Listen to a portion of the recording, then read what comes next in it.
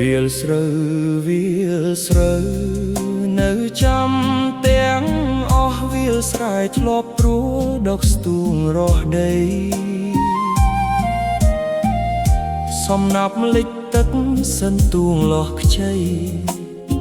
ខ្ញុំជិះក្របីក្រោមដើមថ្នោតជួស្រណោះនៅតូចខ្ញុំក្រោកទៅព្យួររៀបចំទឹមគោមុនស្រែលាន់លឺទឹកសាច់ពេញផ្លូវនៅលើភ្លឺទប់ទឹកហូរ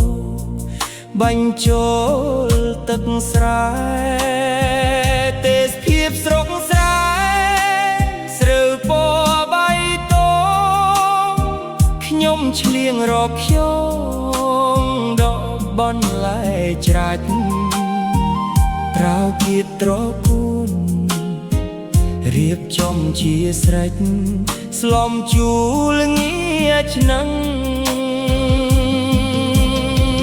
បងកៃត្រីផ្ទុក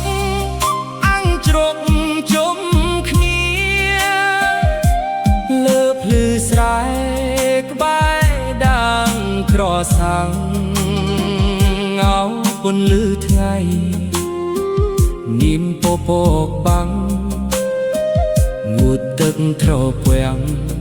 រសៀលទៀបទេ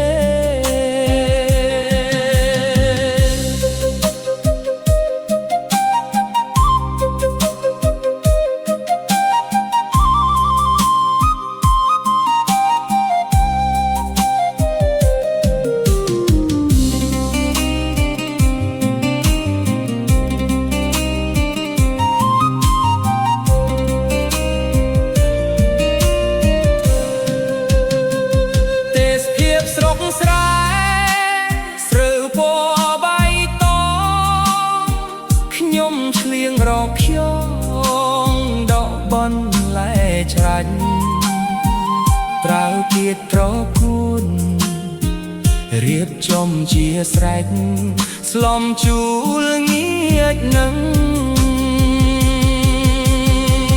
បងកៃត្រីតុកអាំងជ្រុកជុំគ្នាលើភ្លឺស្រែក្បែរដើមក្រសាំងអោពន្លឺថ្ងៃ